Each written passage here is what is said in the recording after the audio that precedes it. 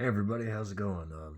I got the Skull Island Arsinoitherium done, and honestly, this dude was such a long time in the making. I mean, like really, it was crazy how long this thing took. I think this dude took me about 9 months, give or take. It is mostly caulk. Um, I have a short actually. I have a short about 9 months ago is when I roughly started on it, and you guys can check out what this dude looked like when I was just starting off on him. All the way from here or all the way from there to now. Um, and yeah, honestly, I think I don't know what that is. Call that off there real quick. There we go. Honestly, yeah, I think he looks pretty damn decent all around. Got a little bump there. That's okay. But yeah, overall, pretty damn decent looking.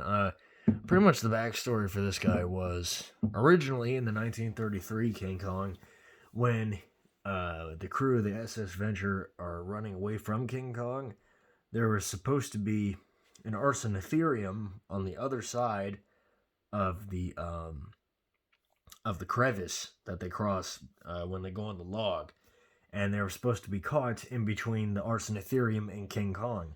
Hence the reason why they couldn't go to the other side of the log. And then they, in the movie, they were debating on replacing it with a Styracosaurus, and then for some reason they just didn't have any other creature in that scene. It was just King Kong, so kind of didn't explain why they just didn't cross over. Who's that? No, it's Max. What's up, boy? And he just likes bursting the door open.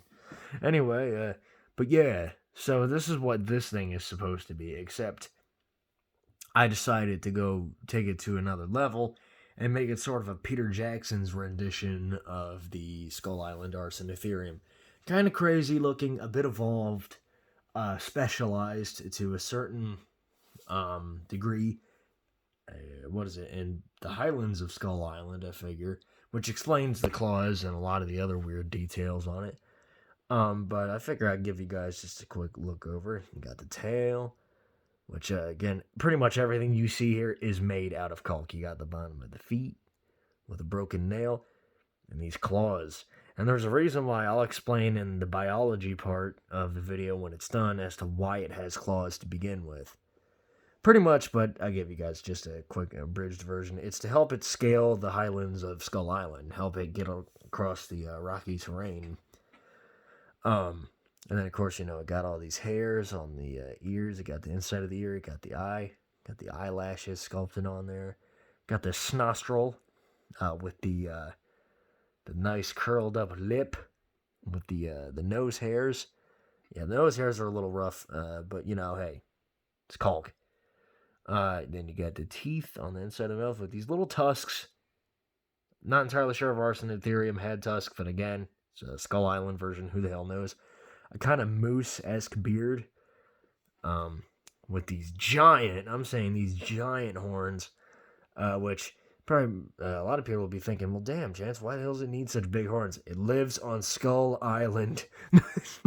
The fact that these things can survive at all is a miracle, let alone, they need some crazy-ass weaponry, like these big-ass plates of armor on their back and legs, along with these giant axe-like tusks, or horns.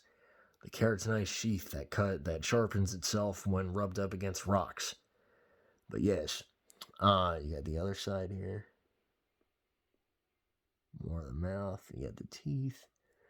I don't know what that little speck is in there. I think that's just some roughage. I'd probably get rid of that with a stick. But yeah, then you got the back claws here with a lot of the scaling on the foot. And then you got what is it called? What is that called when a limb or a piece of your body becomes useless? What is that called? I'm trying to think. I think that's referred to as vestigial. There you go. That's the word.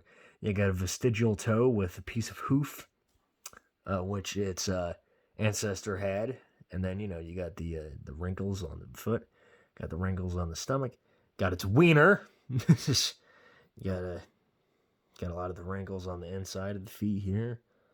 Then you got the anus along with the tail. Churching up, son. And you know everybody knows it's anus, but you know, try to church it up, make it sound like anus, like some fancy shit. Got all the plates of rhino, which it or got all the plates of rhino. Just got a bunch of rhinos glued to it. But no, it got these rhino-like plates, Indian rhinoceros specifically. Yeah, remarkably undamaged considering again the beast lives in Skull Island. But yeah, that is the Skull Island Arsinoitherium, and I'll show it to you guys when it's done being painted. Yes.